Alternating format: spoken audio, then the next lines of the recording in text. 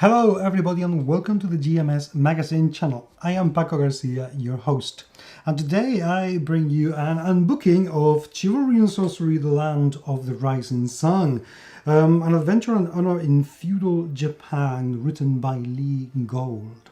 This came out in Kickstarter a few months ago to some controversy, and now I want to find out if from the production point of view, this has been worth the amount of money that people had to back to get their hands on it.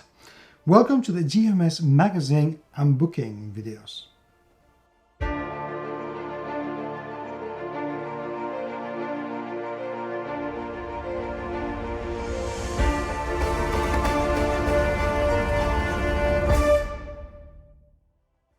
Before I jump into opening this book that I have just glanced at, I'm not really entirely sure what's inside other than a few pages, I want to make a disclaimer.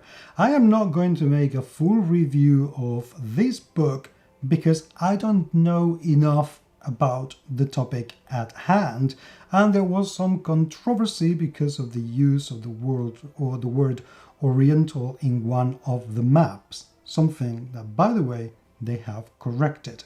Now, I am not a specialist in Asian culture, I just don't know enough about it, so I don't know if the representation, the historical accuracy or the chronology is going to be as it should, or some people think they should, for a campaign book of this type. Therefore, since I wouldn't be able to give you an accurate opinion, I better give you none at all. I can only tell you that they did hire 2 Japanese consultants to go through this and make sure that everything was as good as it could be, but I also know that some people felt that that was not enough. So I think you should make up your own mind by reading more than one review, but I will not be the one to mislead anybody into believing that this book is good or badly representing anything at all, because I have no way of knowing myself. So that's all I can tell you. I'd rather be honest from the start. Now, what is inside though is the production being worth it. The first thing that I've noticed as soon as I got the book is that Britannia Games has upped the production value for this book quite a lot. Even though the core rulebook for Chivalry and Sorcery is absolutely lovely and fantastic, and the soft copy books that I have received since have actually been decent enough, this feels a lot better. The attention to detail that they've put into the cover is just absolutely lovely, and I love the illustration, I love the color scheme. I feel is very good. I wish they've changed a little bit the logo to make it a little bit less jarring to this, but otherwise I quite like it. As I like the back, plenty of space to enjoy the illustration. I don't see the point of having the logo in the back and having it swell in the front, but that's just me. And a good small description of what we're meant to be finding here. 30 new vocations, 14 new species of 4 characters. You can follow Buddhism or Shintoism, over 90 new skills, that's very good, and over 100 new spells and over 30 new acts of faith. So this, at the very least, as a resource book, regardless of whether it is historically accurate or culturally appropriate or not, actually it should be enough to give you quite a number of ideas. However you want to implement them later on, or whether you need to change something is a different matter altogether. But what is inside? This is a full color book with, as usual for Britannia Games, an incredibly detailed table of contents, which is very, very nice indeed. And wow, I'm not going to go through the whole thing because it will take us for ages and ages, but this tells us that we have 311 pages at the very least, probably more. Let's find out. 311, and then the maps. So there is a lot in here. We have Japanese history that goes from 14 to 41, okay, doesn't seem like bad at all. Character creation, 3 pages, that's right. And spirits, personal attributes, omens, social class, sibling rank, status of the family, Japanese curses. If anything, it has to be said, there is a great deal of detail in here. Again, I am going to be repeating this through this video, regardless of whether it is culturally appropriate, implemented well or not. Okay, look, I may not repeat it a lot more, but please keep that in mind. Thank you.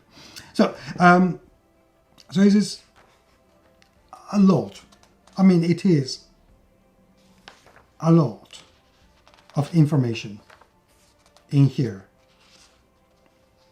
Now, I know this is a remake of Lee Gold's previous work that she wrote in the late 70s, early 80s, if I remember correctly. It was about that time. And they have remade an awful lot of things, because even though Lee Gold is an absolutely wonderful person, but hey, this was written 40 years ago, and today's sensibilities have changed. So I know that they have rewritten a lot, but being one of the first published memorable supplements written by a woman in role-playing games, firstly, women were always there, sorry guys, and B, I think it is worth revisiting. So layout, we go for the standard 2-column, which is very nice indeed. I am rather scared that Britannia Games done what they always do with illustrations, which is mix and blend the text and the images, which is something that I don't like. But that's fine. One where they haven't done it, that's good. Let's find more illustrations. God, there's a lot of words in here. Nice graphic design. It's not bad at all. Look for more illustrations. Other places. It seems that it doesn't have an awful lot of illustrations, I have to say. I was expecting to be a bit more. Oh, this is nice. A bit too much shadowing here, but that's okay. That's just a taste thing. But this is very nice. As is this. It's good that they've kept the style consistent. I like that. Lots of tables, and it's good that they've left the whole page for these. You know, plenty of space in here. You could have brought this down a tiny little bit, but again, that's just me. I'm just being picky. You know, I like to be picky, but this is okay. You see, this I don't mind because the table is not blending. It's on top. That's good. I wonder what the artists are. Let's see. Credits. Credit. There you go. These are the 2 cultural editors, which is very nice. Coral Fox and Prince, Andrew Hepworth. Andrew, you've done good work, I think. That's a beautiful illustration in the cover. Okay. I don't see here an awful lot of Japanese artists. I wish I could have seen some of them. And I'm specifically saying Japanese because this is meant to be a book on Japan. So it would have been nice to see some classical art. But there are some public domain copyright-free images. Let's take a look at page 90 and see what they're like. So page 87, 89, oops, 90, that's very cool. It's very nice indeed. So I'm glad that they have used a mix of art. But I wish I had seen more Japanese people mentioned here. That would have been very nice indeed. Oh, you're blending this. Oh, why? Why did you do that? Oh, it's not all, but even so, don't. Oh, I know. Yes, grumpy Paco. Well, don't make me grumpy. Overall, I'm being a little bit more serious. I do like the look of the book quite a lot. Yes, I'm missing a little bit more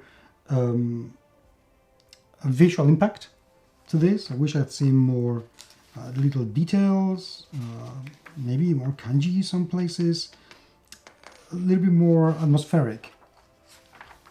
But overall, I quite like it, and it is a step up in how they've done things. I like the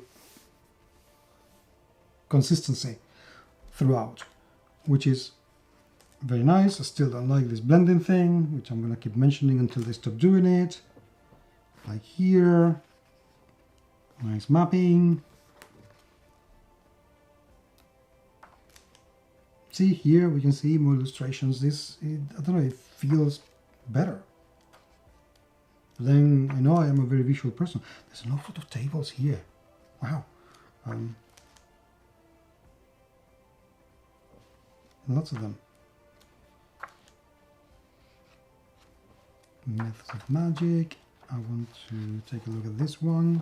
Oh, the both of going here. I don't know what this is. Okay, adventure.